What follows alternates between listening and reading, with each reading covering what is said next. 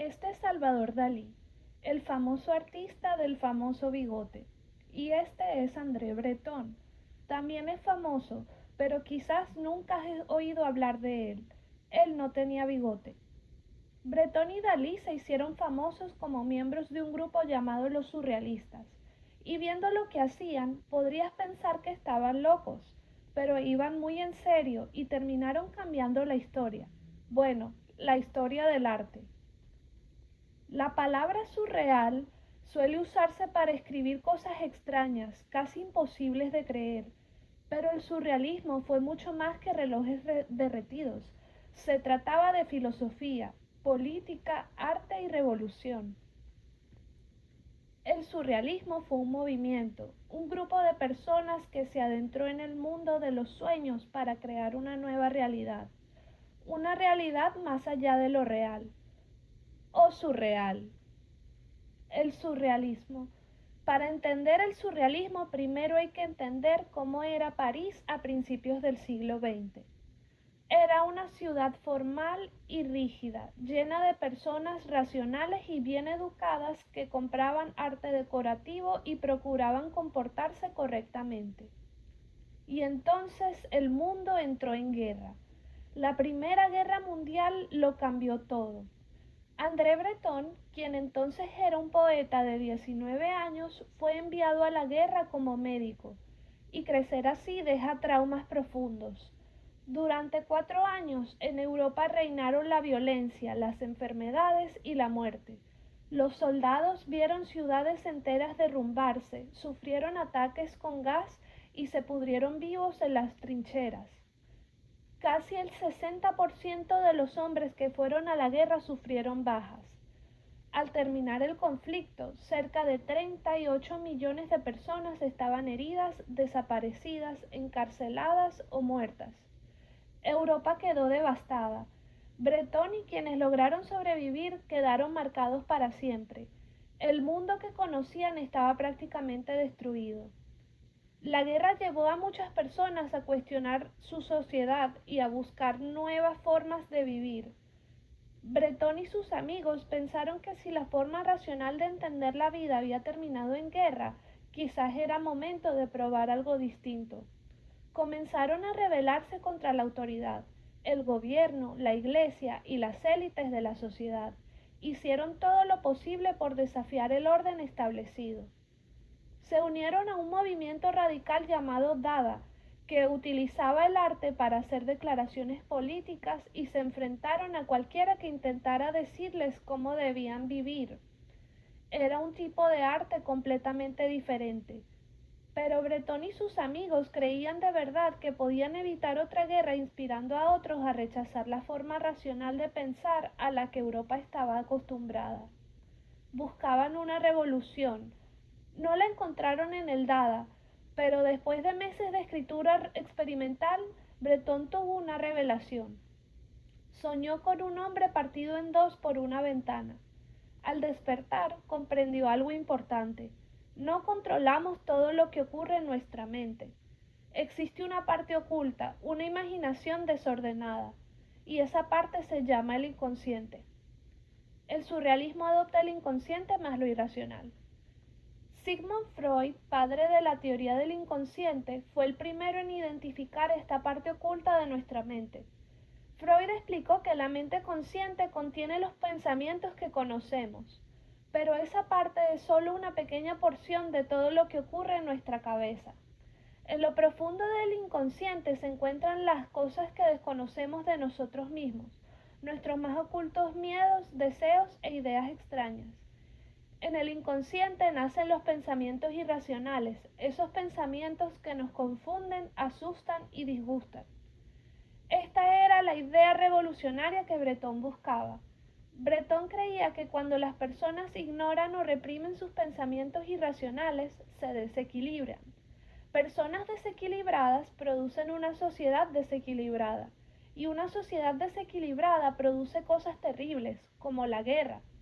Para recuperar el equilibrio, Breton quería acceder al inconsciente y liberar los pensamientos Él y un grupo de escritores radicales se reunieron para hacerlo. Se llamaron a sí mismos los surrealistas.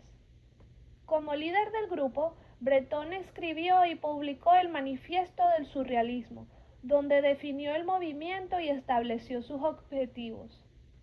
Como el inconsciente se expresa a través de símbolos en los sueños, los surrealistas rechazaron su atención en el mundo onírico. Rechazaban la idea de que todo debía tener sentido. En cambio, se apegaban a aquello que parecía no tenerlo. Decían que está bien ser extraño, está bien tener miedo, está bien sorprender o escandalizar. Los surrealistas hacían todo en grupo y desarrollaban nuevas técnicas simplemente experimentando juntos. Una de sus favoritas era el automatismo, escribir o dibujar todo lo que viniera a la mente, sin filtros, literalmente cualquier cosa. Con el tiempo, los pintores también se unieron al movimiento y las ideas surrealistas comenzaron a expandirse por toda Europa a través de revistas, libros, películas y exposiciones de arte.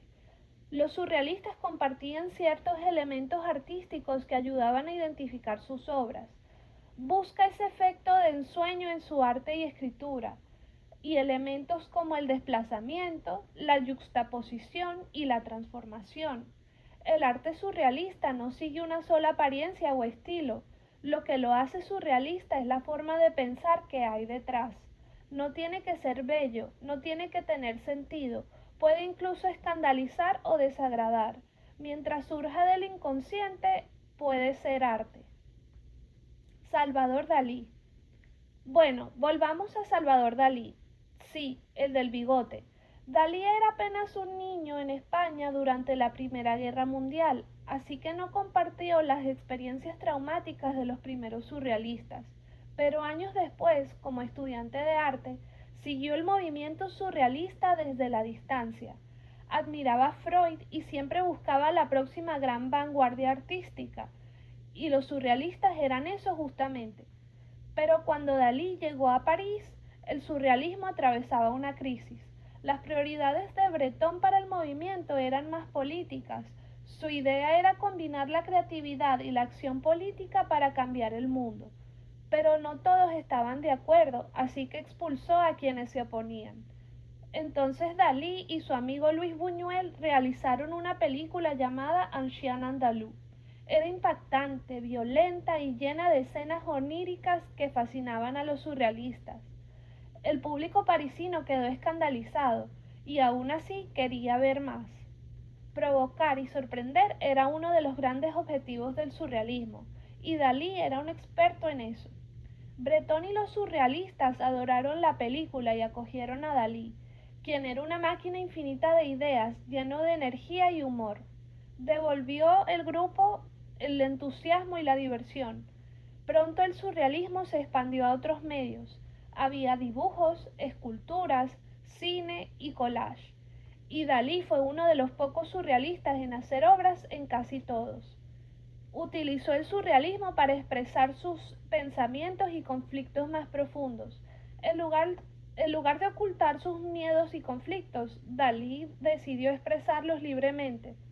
Transformó las partes incómodas de su vida en arte lleno de imágenes extraordinarias que el público no podía dejar de mirar. Dalí fue todo un éxito entre los surrealistas. Pero cuando una nueva guerra mundial comenzó a amenazar Europa, el grupo volvió a centrarse en la política. Breton insistía en que el arte debía hacerse para la revolución, no para ganar dinero. Dalí no estaba interesado en esa idea. Tras apenas 10 años en el movimiento, siguió su propio camino. Estados Unidos le ofrecía un refugio a la guerra y oportunidades para desarrollar su talento. Así comenzó su siguiente etapa. Dalí llevó el surrealismo al público y lo convirtió en algo divertido. Su obra apareció en la moda, las revistas y el cine.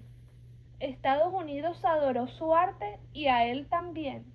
Dalí se volvió una celebridad. Su personalidad extravagante, su humor y sus pinturas causaron sensación e integraron las imágenes surrealistas a la cultura popular. Conclusión. Cuando la Segunda Guerra Mundial se convirtió en una realidad, Breton y los surrealistas habitantes huyeron de Europa. El grupo prácticamente se desintegró. No lograron detener la guerra, pero cambiaron para siempre nuestra forma de ver el mundo.